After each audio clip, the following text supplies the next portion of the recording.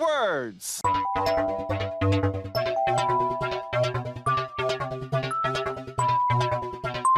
If you were a black kid going to visit your grandma on the weekend, then you probably have some pretty fond memories of watching HBO. He's got a point. Just chilling and watching stuff like Happily Ever After and The Little Lulu Show. Or if you were a cool kid, you were kicking it with Little Curious. And like that weirdly sexually charged paper and pencil. That was sticky. Oh, Pencil, you're such a show-off. Oh my.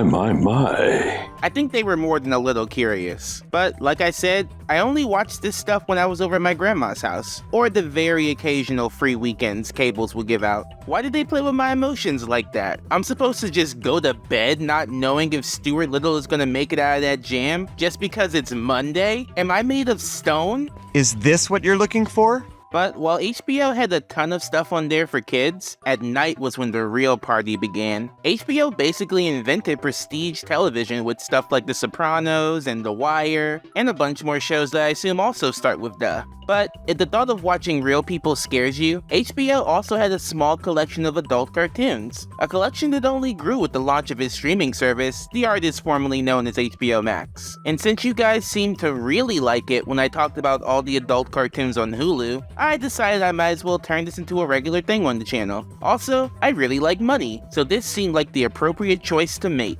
The HBO adult cartoons are interesting because I feel like with the Hulu ones, those shows were either loved or forgotten. But with HBO, there's a couple of shows on the list that'll attract a very specific kind of audience to the comment section, and I for one can't wait to see it. So enough stalling, let's get on with this before I change my mind. There are 11 shows to get through, and I have my work cut out for me. I watch Planet Chaser, Starlight Excellent all day, every day. I'm your host and recent company merger, D'Angelo Edwards, and today I'm ranking every HBO adult cartoon while also taking my hat off. Nope, still doesn't work.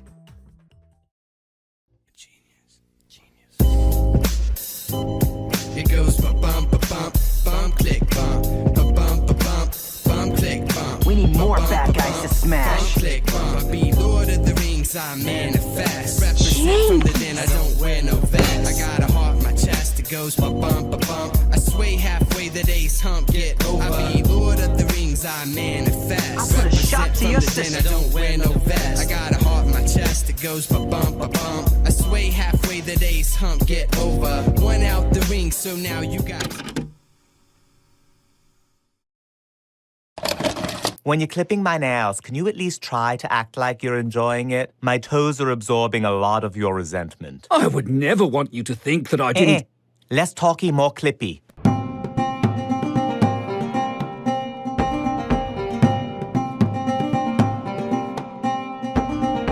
Okay, we are starting at the bottom of the barrel here. When I talked about all the Hulu shows, I mentioned that while there were definitely shows that I didn't vibe with, there was nothing on that list that I outwardly despised. But that is not the case here, because I hated The Prince. It's been a minute since I've seen a show that just like sucks the joy out of you. And if you think it's not that bad, it is. It really is. It was created by Gary Janetti, a longtime TV writer and producer who's probably best known for his work on Family Guy. And just because I don't like The Prince, it doesn't mean that he's bad at his job, because he's written some bangers for Family Guy, including Brian, Portrait of a Dog, Road to Rhode Island, and even more recently, Send in Stewie Please. So don't go hating on the dude, because he's got the chops. But The Prince isn't really gonna sell you on being a fan of his if that's all you've seen. The show is actually based on his Instagram account, which blew up after he started making posts under the guise of Prince George. And using this as a springboard, an entire sitcom was built around the idea of getting a more private look into the lives of the royal family. But there is a fatal flaw in this show. Excuse me. Everyone stop fucking startling me! It is aggressively unfunny. The best way I can describe this show is if they tried to take Stewie and give him a TV show, but they forgot to make Stewie charming or give him fun things to do, and God help you if you have no knowledge of the royal family, because you will be lost. Satire is a tricky thing to get right in shows like this, and The Prince falls into one of the simplest traps of the genre. A good satire is funny regardless if you know what they're satirizing satirizing. A bad satire is where the joke ends with the reference. Like, isn't it funny that the prim and proper queen said a swear? Are those fucking tarts I like? No, it really isn't. It doesn't help that I know next to nothing about the royal family. I know some people are obsessed with them, but those people scare me. I don't even know who's running my country. I spent 4 years hating the president, and now I'm spending another 4 years trying to remember we have one. And if it feels like I've barely said anything about the show, there's a reason for that. There really isn't much to say. The characters range from boring to downright grating. The art style is about as bog standard as it gets when it comes to adult animation.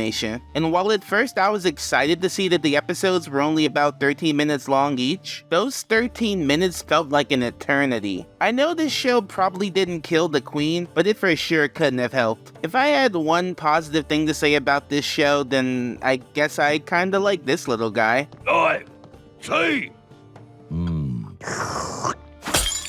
Thank you. What the heck is his deal? But yeah, the prince is not good. I actually think it might be the worst cartoon I've seen in a while. While there was actual talent behind the show, the premise was already thinner than Harry and Meghan's skin, so there was no salvaging it. Do yourself a favor and skip that one. Brexit stage left. Unfollow. Bye! And you're thinking, well, why are we doing a podcast? It's because I like to be in a room with Carl Pilkington. You know, like some people go and help sort of chimps. Do they? This next one is gonna be short, and that's really because there is not much to say about it. The way you answer this question will tell if you like this show. Are you a fan of Ricky Gervais? If the answer is no, then keep moving. There is nothing here for you. But if the answer is yes, Have we got a show for you? this show is based on Ricky's massively popular podcast. Like, I'm not even joking. This thing used to rank #1 in the world consistently, but maybe based is the wrong word. It just pretty much, it's the podcast. It's just a podcast. But instead of just showing 3 dudes talking to each other for 22 minutes, they instead trimmed it down to just all the best bits and animated them. And this is a pretty good idea, I think. You got all this material, use it for something. I watch animatics and animations of my favorite podcast all the time, so I can definitely see this being a hit. Have I read Crime and Punishment? Fuck no, it's boring. Have I read Animorphs? Yes. Yep. The only problem is, I don't really like his podcast. Oh, fuck.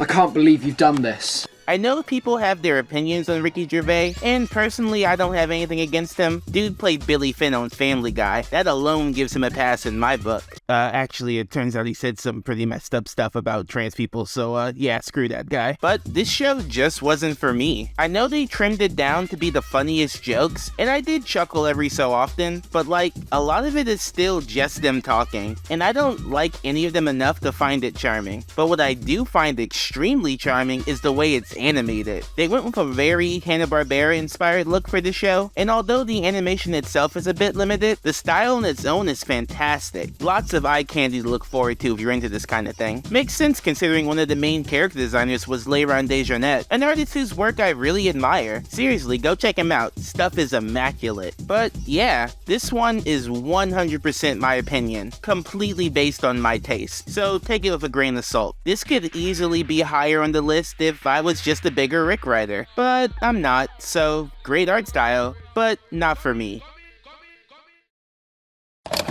Good news, sir. Only 8% of kids under 10 don't believe in you. That's down from 12% last year. Wow! More American kids believe in you than they do in vaccines or the Holocaust. That's great. I mean, disheartening for America, but great for us.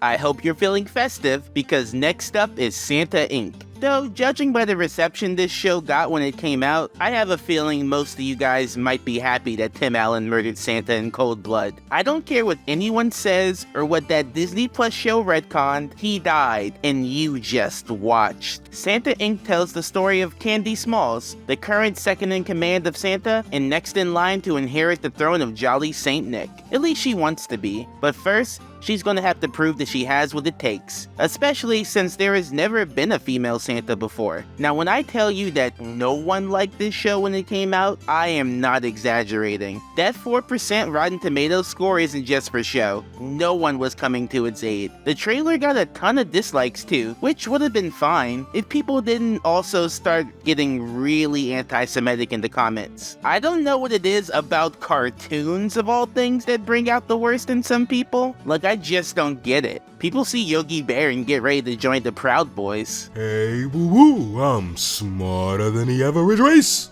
But if you guys allow me, I'm gonna say something a little controversial. I didn't hate it. Get out! Get out of this house! I said no!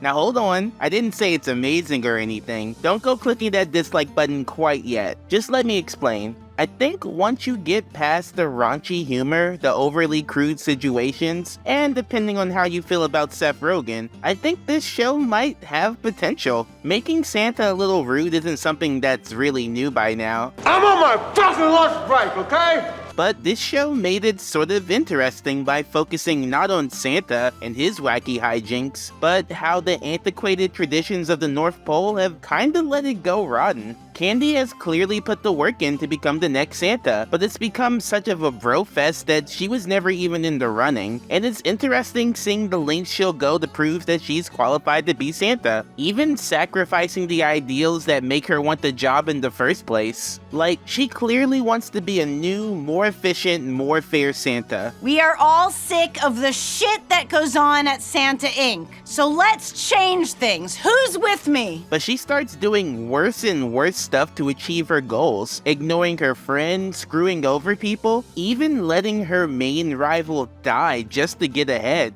Come on! Do something! I'm really hurt! I realize that, you fucking caribou.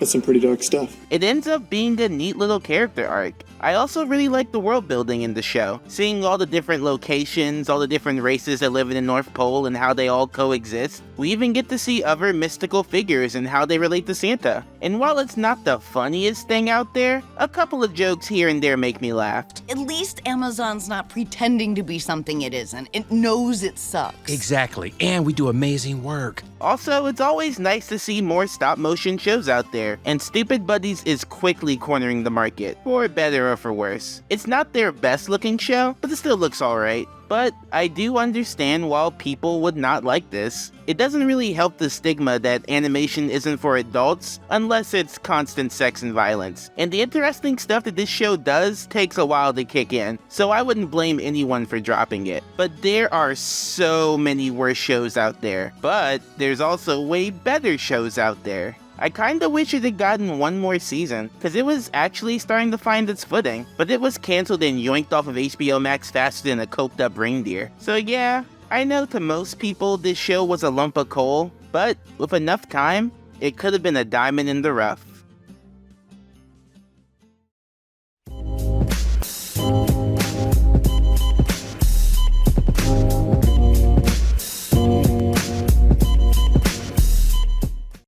The internet is becoming a dangerous place, and not just because I can see you through the screen. If you're worried about keeping your personal data safe, then you might need the help of today's sponsor, Atlas VPN. Atlas VPN was made to help keep the internet both accessible and secure, with more than 6 million users worldwide. Atlas VPN helps to keep your information private by encrypting your data and hiding your virtual location. With it, you can keep your searches private, without any third parties tracking your activity. Atlas VPN also protects you by blocking malicious links, ads, and trackers, and it even notifies you when someone is trying to steal your data. And with only a single subscription, you can protect not just one, but all of your devices. It even helps when finding the best deals when you're shopping online. Now I can support my figure addiction and keep safe doing it. But by far, my favorite thing about Atlas VPN is that you can use it to access shows and movies on streaming services like Netflix and Hulu that might be hidden from you depending on your location. Like say you want to watch one of the greatest shows of all time, Megas XLR, but oops, it's not available on American HBO Max. With Atlas VPN, all it takes is a simple switch to Latin America and bam, all the giant robot goodness that you and me crave crave. Atlas VPN is the best VPN deal in the market, and by clicking our special link in the description, you can get it now for just $183 per month for a 3-year subscription, plus 3 months extra, all with a 30-day money-back guarantee. Once more, just click our special link in the description to get Atlas VPN for just $183 per month for a 3-year subscription, plus 3 months extra. Wait, did you climb in my locker to prove how skinny you are again? Ugh, we get it. She has no brain! Ugh. I'm not dissing her. She has no brain!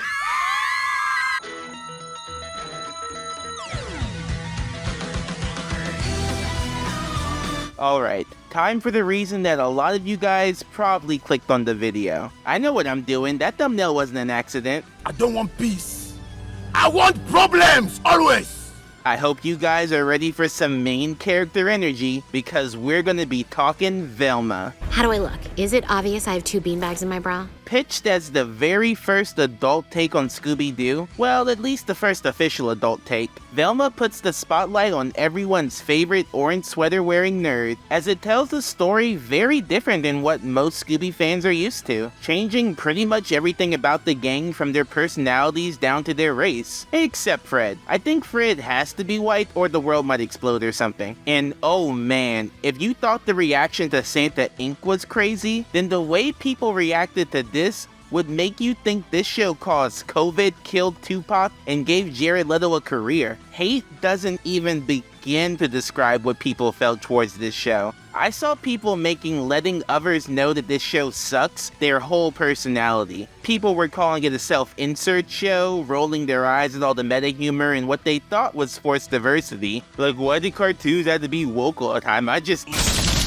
Some dude even said Mindy Kaling should be lobotomized with a pickaxe and a brick. You need to stop being such a cunt. This is not the normal way to react to a cartoon. These are not normal people. I'm not either, but you don't see me writing a manifesto because I didn't quite care for Apple and Onion. Fix yourselves. It's fucking embarrassing! Anywho, now that I got that all out of the way, I thought it was just kinda meh. I was actually really excited when I first heard about this show. I'm a pretty big fan of Scooby-Doo, and not just because I act like this whenever I see Velma. Yeah! Zoinks! Zoinks! Zoinks! Zoinks! You all saw my intro, you know my dark heart, but I thought it would be neat to finally get a more mature Scooby-Doo. Stuff like Zombie Island, Mystery Incorporated, even Scooby-Doo Apocalypse tackled this kind of storytelling pretty well. Look at Scrappy-Doo, this still kills me every time.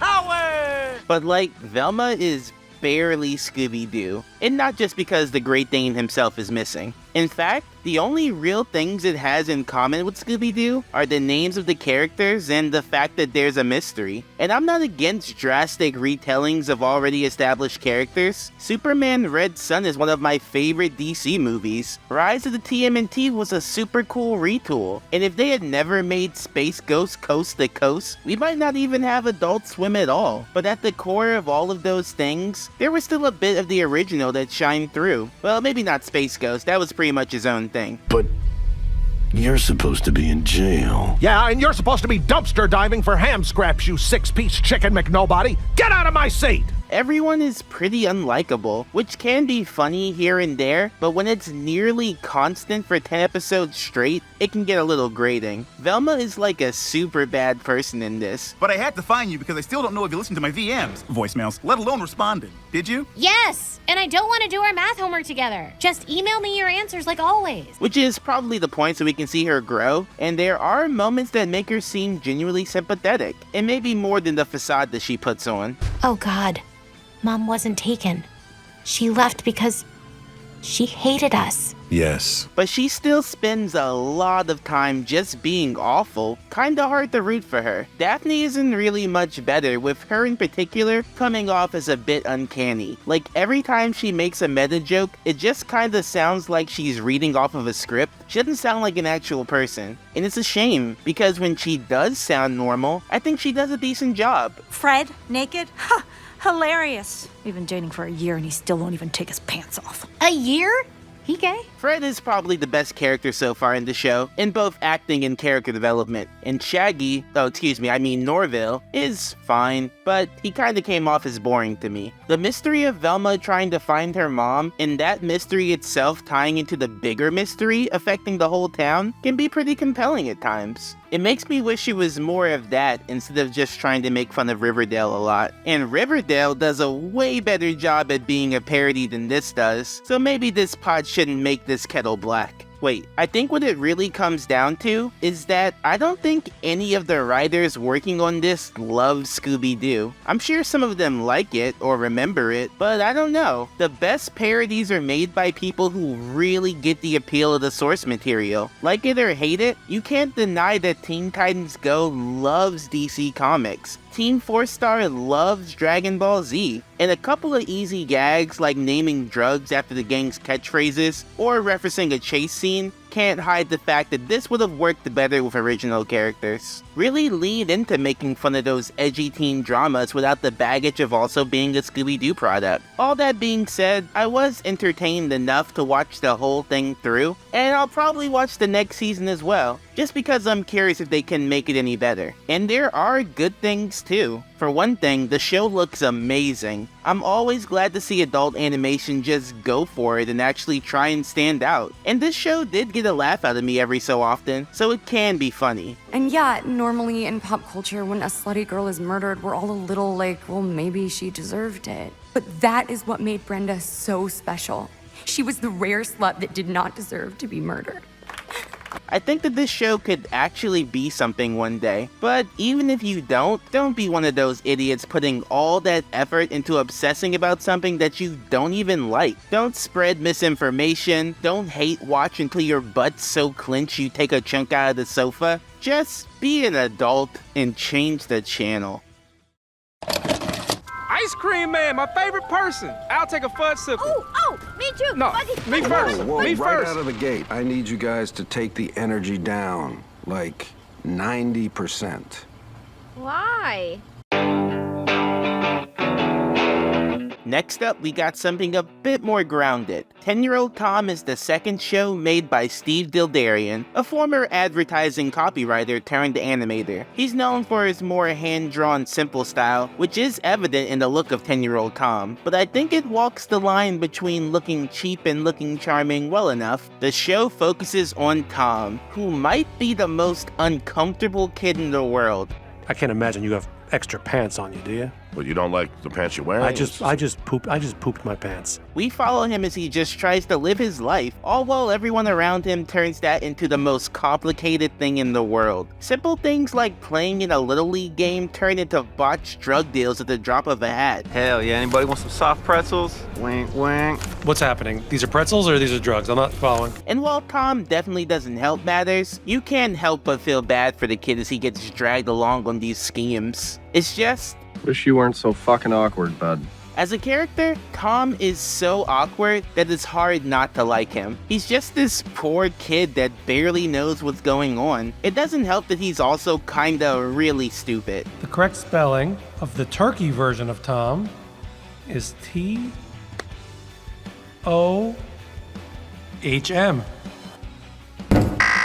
But that's what makes it so funny. Every time more trouble comes his way, the way he reacts is so nonchalant and weird it's hard not to laugh. And all the adults that are supposed to help are messed up themselves. His mom starts fights with people for such small reasons, though she does ultimately care about Tom a lot. And his principal does stupid things like betting against his own school in a spelling bee just to get a better budget. Something he wouldn't have to do if he just didn't bet the school budget in the first place. And the fact that he picked Tom to be the ringer just because he's dumb as a stump really shows how little most of the people around him think of him. In one episode, he can't even go to a friend's birthday party because her parents don't approve of him, and he instead has to sneak in as part of the help. The funny thing is, he was kind of the life of the party until reality came crashing down. Whoa! Oh! Oh! Now, I know I've been saying a lot of positive things about this show so far, and that's because I really think it's a fine enough show. But there is one thing that keeps it from going any higher up this list. honest. The pacing in this thing is atrocious. The first episode I watched felt like it lasted an hour. Either too many things were happening or too few things were happening, and just when you think it's time for the episode to end, you realize you're only at the 11-minute mark. It really needs a punchier pace with a few less stakes, and some of the episodes do that. I think the Spelling Bee one holds its footing pretty well, and as the show goes on, it definitely gets better, but the early episodes hold it back a bit. The show was renewed for another season, so it should have plenty of time to iron out the kinks, and I'm glad because there is something there. I really think the home movies crowd will eat this up. It's the same vibe of kids dealing with ridiculous adults in their lives, but maybe not quite as effective. Not every show is blessed enough to have its own McGurk. You're saying what I have to do to fall asleep is go to sleep, right? Is that what you're saying, Melissa? Good, because it's brilliant. You should write a book. You should give seminars, all right? You'll make millions of dollars. 10-Year-Old Tom is a unique cartoon that I think if it can completely nail its pacing, will definitely become a cult classic. You got fucking wings, dog. It's fun, right? Yeah, it's fun. I mean, I've been waiting, you know. I'm a little older and like, you got a fucking mustache, dog. A little bit. You got like a little tiny Mexican mustache. A little bit. If you were a little worried about how normal 10-Year-Old Tom was, don't worry, cause this next show is a weird one. Animals is a look into the lives of what we really all are. Just a bunch of dumb, stupid animals. Rats, caterpillars, pigeons, you name it. And you'll probably get to see them going to parties and chucking out babies like it's their job. Which I guess it kinda is. This thing is one part chill look into the surprisingly human lives of animals, and one part dark look into humanity's future. But we'll get back to that part later. If you're into 12-ounce mouse, which I am because it is hilarious, then Animals will be your jam. That deadpan humor where people are just kinda talking just does it for me, as long as the voice actors are up to snuff. And I find Animals really funny. Seeing these little guys just kinda talk like everyday people while discussing things only animals talk about, I don't know, it just kinda gets to me. What is this? Is it It's an grocery egg. bag? I had an egg last night. Phil, you can't. I've just been alone for so long. Like treating the first time a pigeon takes flight as some kind of sports meetup, and all the toxic parents that always seem to show up to those things. Oh, God. Oh, he did not make that at all. Like, let's face it, Susan, do you really want to watch little Timmy play t-ball, or do you just want an excuse to get day drunk on box wine? Mommy doesn't get drunk, she just has fun. While some of the animals show up more than once, every episode generally focuses on a different group, which keeps the show fresh as you watch it. It was pretty smart. I feel like if it was only about rats, you'd probably run out of rat jokes by episode 5. I mean, they burned through the lab rat joke in episode 1, they had to spread themselves out. The art style is pretty unique, kinda looking like a newspaper, but it is not the prettiest looking cartoon. I'm sure the animal designs were kept messy to help with that uncanny factor, but I think they should have leaned more into that cobbled together newspaper look. Maybe make them look like they came out of the New Yorker or something, just a thought. But if the wacky lives of animals aren't to your liking, then the other part of the show might be much more up your alley. You see, while the main focus are the animals, in the background, we do get some human characters, and the story that unfolds escalates so quickly and so interestingly that I think even if you don't like the main part of the show, you'll probably watch the whole thing just to find out what happens next. I'm not going to say much, but if a story arc that involves RuPaul, who holds the fate of the world in his hands, doesn't interest you, I don't know, man, this isn't the show for you, and we can't be friends. There's even an episode that's completely live action, and it's just as nuts as you think. And I know that all of this sounds pretty out there, but you haven't seen anything yet, because I need you to see the craziest part of this entire show. And Jacob, I think you were promised a princess. What? Here I come. My hero. Holy shit, Lois freaking Griffin. Oh, you're so freaking hot. What? Animals is a trip. While the style might hold it back a bit, the deadpan humor and just insane background plot made this a pretty enjoyable watch. And if any of this looks interesting to you, then go out and give it a try. He works cheap, and he'll find her if anyone can. I'm sending you his code. Listen, thank you. I owe you one.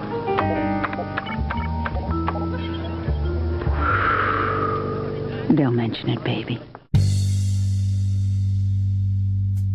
For this next show, you might want to dim the lights, because we're about to enter the strange and sensual world of Spicy City. Created by the legendary Ralph Bakshi, Spicy City is an anthology series set in a future version of Earth that is just beginning to enter its cyberpunk phase. It explores lots of interesting themes ranging from finding love in a virtual world to cyber voodoo priestesses. It's only a short 6 episodes, but each one brings something new to the table, and every tale is brought to us by the mysterious Raven, who should really be more present in discussions about forgotten animated hotties. Oh, I wouldn't throw her out of my bed for eating crackers. Spicy City is actually the first adult animated series ever created, in America to be clear. And the only reason it exists is because once HBO found out that South Park was in development, they were pretty much like, yeah, no, and managed to drop this 1 month before South Park premiered, which is so petty that I can't help but be impressed. But I'm glad they did, because this show is really something special. While at the time, the reviews for this show was mixed, Spicy City is some of the most interesting animated content I've ever seen. And even in the weaker stories, the level of craftsmanship really shines through. Like, this show is so pretty. Pretty in the way that only cell animation can be. You get sucked into the grimy future world it lays out, full of cool urban atmosphere and bizarre sci-fi landscapes. You can watch it on mute and still have a good time. I've always been a fan of Baski's work, and him and his team really brought that same level of care to this show. And some of these stories are so cool, like Love is a Download, an episode that focuses on an abused trophy girlfriend and a washed-up detective finding each other in a virtual world. I love that the world actually looks pretty janky. Like most shows that do this usually show it like it's this perfect thing, but this thing basically just predicted the metaverse. Another favorite of mine is Sex Drive, a story about a police detective trying to get to the bottom of a series of murders involving a cyborg sex worker.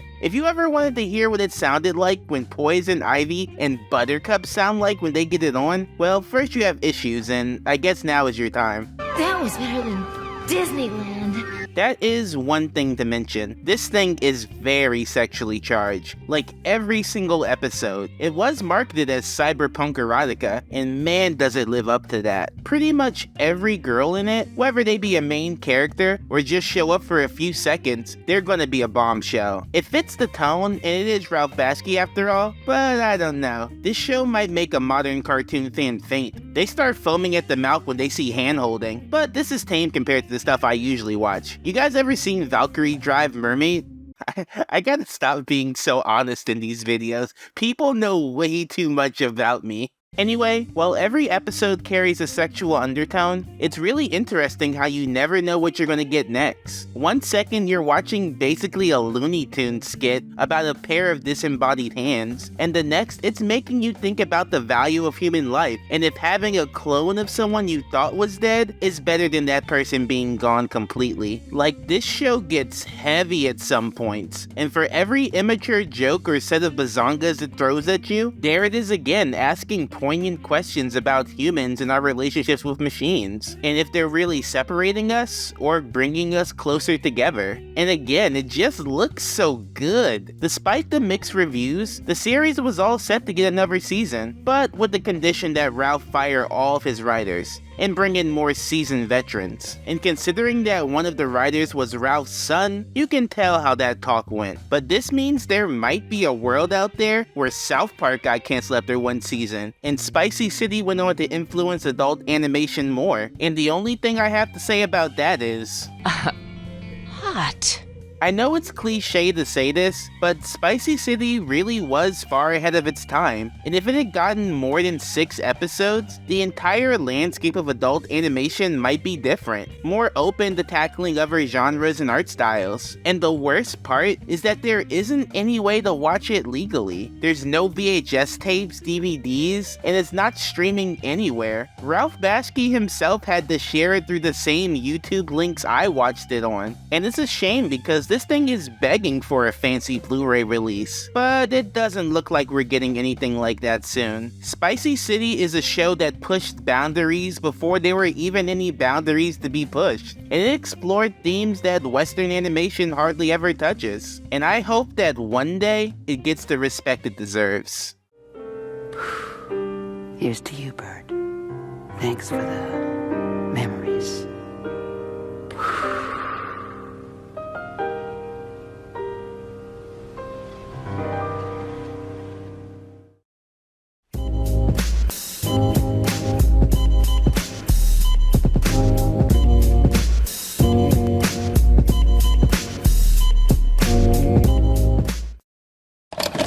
The fact that you vacuumed cancels out the backdoor action. I don't think it cancels it. Well, maybe it...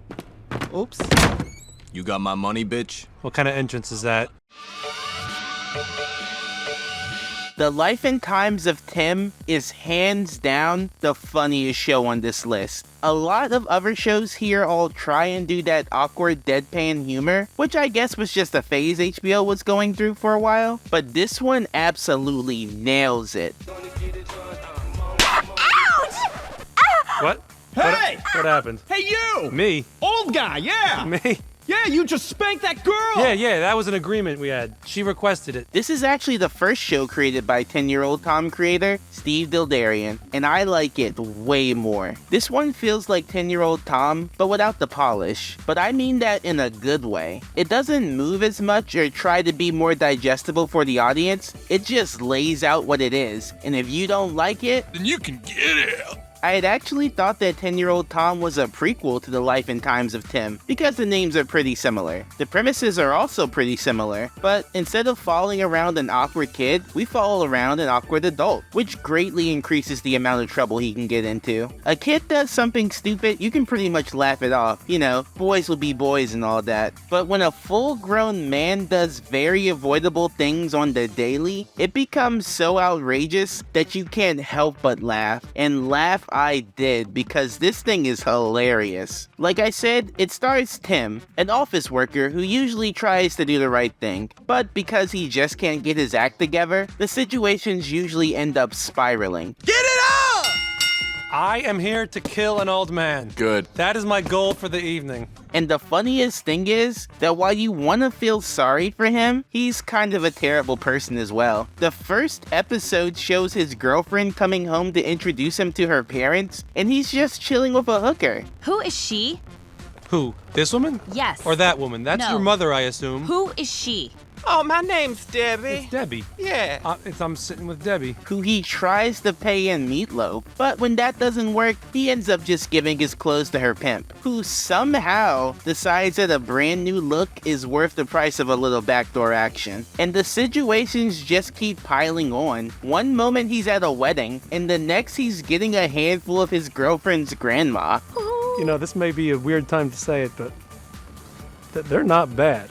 It really makes you wonder why she puts up with him. She even leaves him a few times, but they always just end up back together. Like, girl, I'm pretty sure you can do better. It's Tim. Like, it's just Tim. Do better. And I can't get enough of Tim's coworker, Stu. Okay, usually I'm like, excuse me, are you ready to get stewed? By the way, my name's Stu. It's all around just an extremely funny show. This feels like one of those shows Adult Swim greenlights and then accidentally runs for like 20 years. I could say more, but this show really just speaks for itself. Every episode is a laugh riot, and if you're not careful, you'll breeze through a whole season before you know it. Go give The Life and Times of Tim a watch, because no matter how bad the situations get for him, you know it's gonna be a crazy ride. Oh man, I'm just gonna stop talking at some point.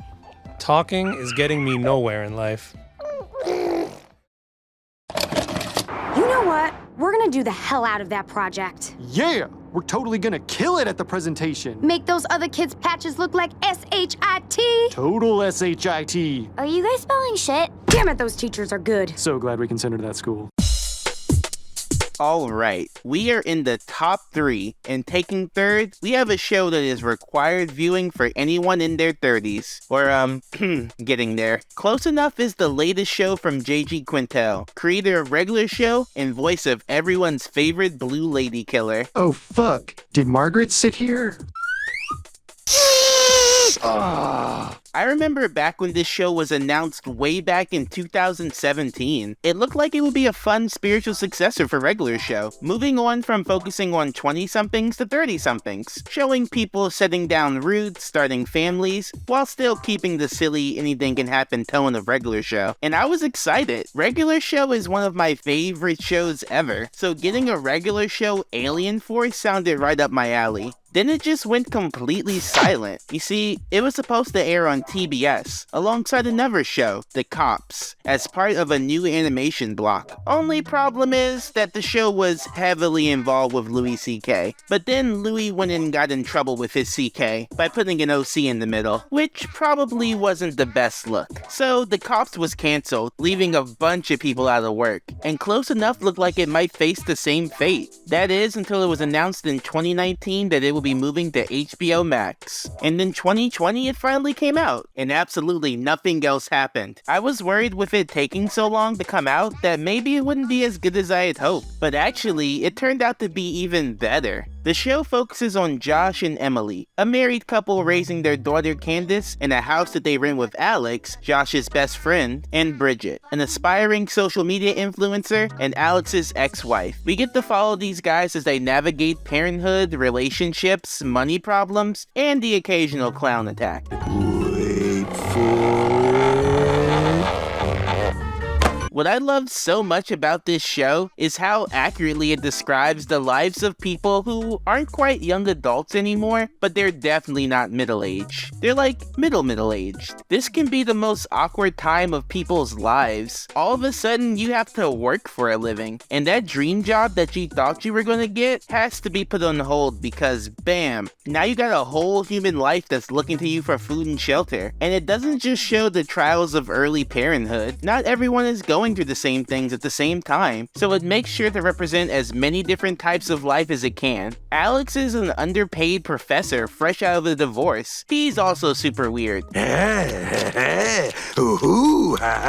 Bridget is someone who's still pretty immature, spending more time posing in front of a camera than looking for work. You even have Randy, the landlord's son who still lives with his mother. None of these lifestyles are shown as a negative thing, well, for the most part, and it really shows that everyone lives and grows at their own pace. You shouldn't get discouraged if the people around you seem to be in a better spot, because everyone is different and we're all still learning. I really relate to Josh, also voiced by J.G. Quintel. He wants to be a video game designer, and he actually shows some promise, but he has the responsibilities that keep him from chasing that dream as hard as he can. He works a soul-crushing job that pays so little, he has to room with 2 other people, and if anything is relatable in this big great world of ours, it's that rent is way too high. But rather than give up, he just keeps trying. He codes in his spare time, he loves his life with his wife and daughter, and no matter how much life gets him down, it's not over till it's over, and boy can I relate. And I know a lot of other people can too. There's something you can find relatable with all of the characters. Emily is constantly stressed out, having a very demanding work and home life, and to make things work, she has an inferiority complex, and will do anything to keep the people around her happy. Bridget is trying to figure out what she wants her life to be like, and suffers from a constant string of bad relationships. Alex is a mess. We don't even have time to say all the stuff wrong with him. These are real people going through real life problems, and it's really refreshing to see. But there's still enough crazy hijinks and wacky scenarios to keep the levels of fun high, along with other things. Just as much as I related to Regular Show, now that I'm in the next part of my life, this show swooped in to take its place. That is, until it was sadly cancelled after only 3 seasons and 24 episodes. Like, come on, man. It needed at least 5 seasons. But even though it didn't last that long, I think it really left an impression impression on me, and a bunch of other people as well. It showed that no matter what point you are in your life, as long as you're doing your best to live it, you're gonna be okay. Don't give up, because there are more good things in your life than you realize. And even if you don't have everything you think you need for your perfect life, well, it's probably close enough. Well, it seems like maybe this could have been sorted out before sending me to Mars. I mean, you know, what am I supposed to do now? We're gonna need you to trust the process on this one, bud. That's right. Just hold tight while we figure out next steps.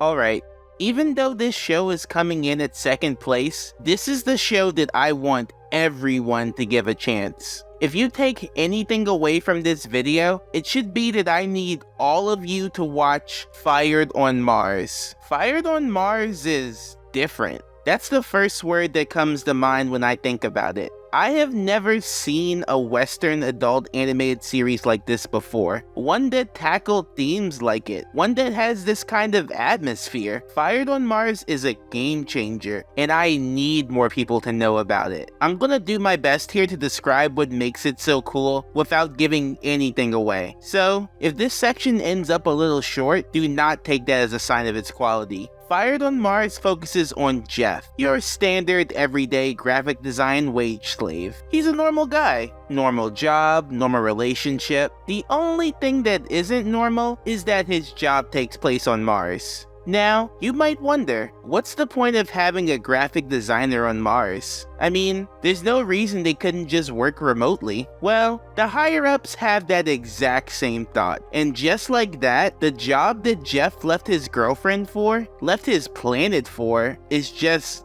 gone. And they have no idea what to do with him. I mean, he's basically just stuck on Mars, so they just keep passing him around to do random busy work. And it's here that we realize that Jeff is kind of a nobody. Not many people like him, and he can't even go to the supply closet without lip. But Jeff just wants to be creative. I mean, he left his entire life behind for this job, for this purpose. But now without it, what is he? What's a person supposed to do when their purpose has been stripped away from them and there is nowhere left to go? That is the question that Fired on Mars asks. And as Jeff's story unfolds, we are tossed into a late-stage capitalist hellscape created by people that have sold their souls for the almighty dollar. People become tallies and lists of expenses. Co-workers exchange empty smiles as the only things they do are things that they hope will get them ahead. Because maybe, just maybe, if they can become one of those people on the top, they might be able to stop surviving and maybe start living. Forget Parasite and Squid Game. This is the show that feels the most real to me. And it takes place on Mars. Mars was supposed to be a fresh start for these people, and for some of them it was. But for people like Jeff, it's pretty much the same place as Earth. The same dicks in charge, the same disrespect,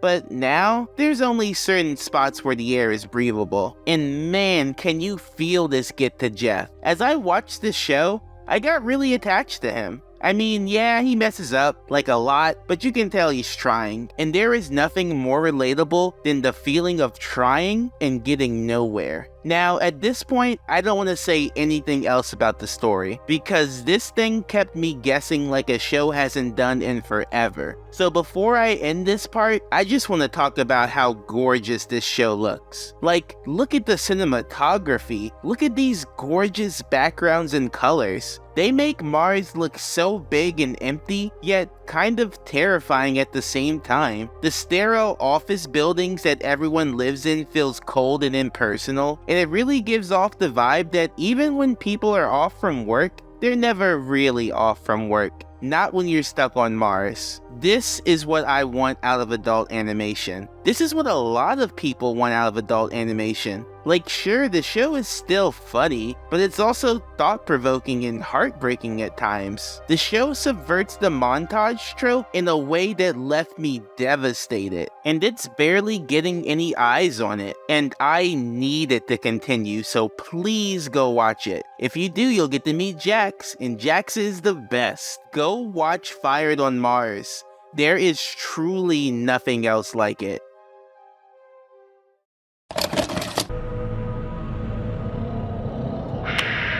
You made a deal, you stupid son of a bitch. You made a deal with Malbolgia. You cut a deal for your soul.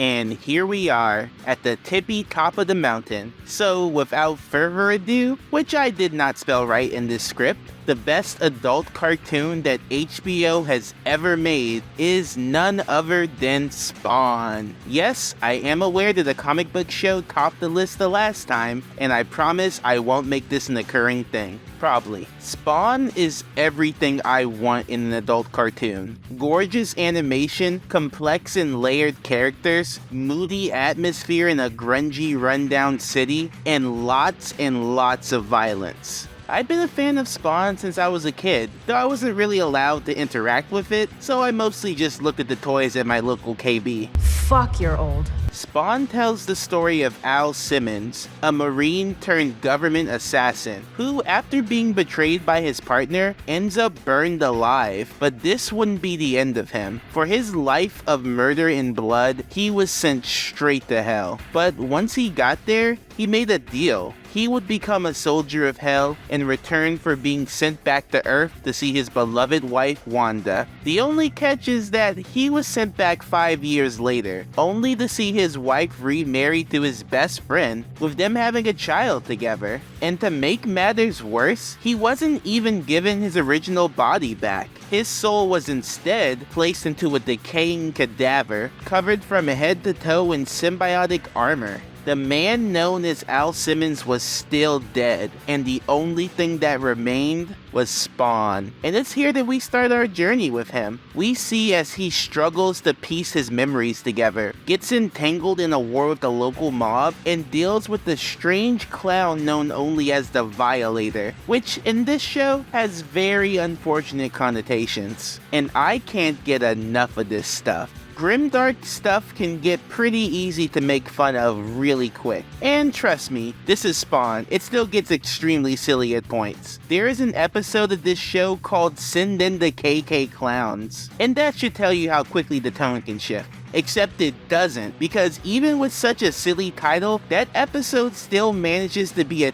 terrifying look into how even in a world where the soldiers of hell walk the earth, sometimes the real demons are regular people. Almost every character in this show is multifaceted, and the twists and turns that this story takes on them is impossible to look away from, with characters that seem light years away connected to each other in some of the most messed up ways possible. This is not a show for the faint of heart. There is blood, there is corruption, and a lot of things happen that I can't even say, because this video would probably get demonetized. And a lot of it can come off as excessive, but this is an extreme look into what a corrupt world can become. And you don't always have to be subtle to get your point across. Sometimes the loud option is the way to go. Also, this was made in the 90s, so expect to hear a couple of no-no words thrown around here and there. Though, I've always believed that when it comes to fiction, bad characters should be allowed to say bad things. How weird would it be if in Django no one said the N-word? And I mentioned it already, but this show is amazing looking. The deep black shadows, how claustrophobic it can feel, Spawn's cape,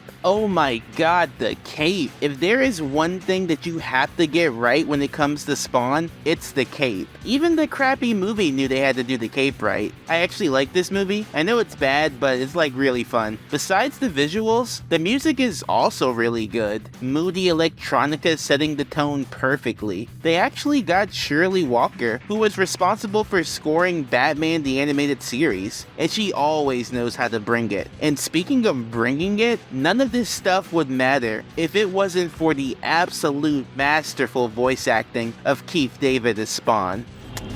So here's how it goes. As of now, you work for me, and your job is very simple. Give me my space. Understand? All I want is a little peace and quiet.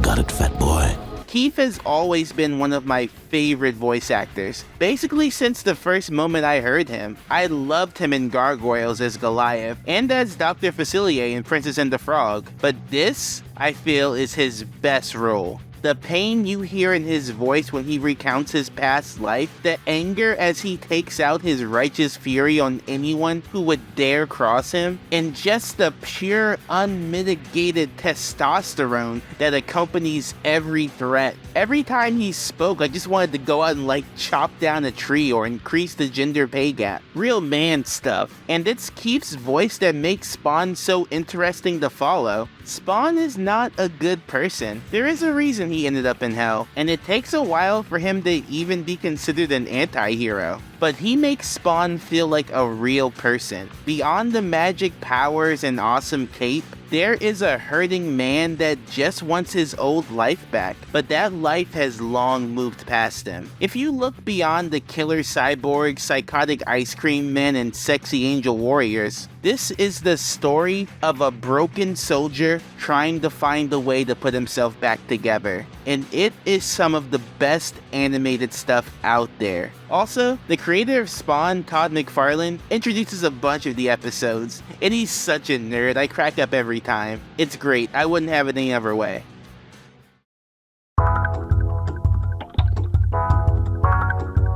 And that just about wraps this up. Starting from the bottom, we have The Prince, followed by The Ricky Gervais Show, Santa Inc., Velma, 10-Year-Old Tom, Animals, Spicy City, The Life and Times of Tim, Close Enough, Fired on Mars, and standing at the top is Spawn.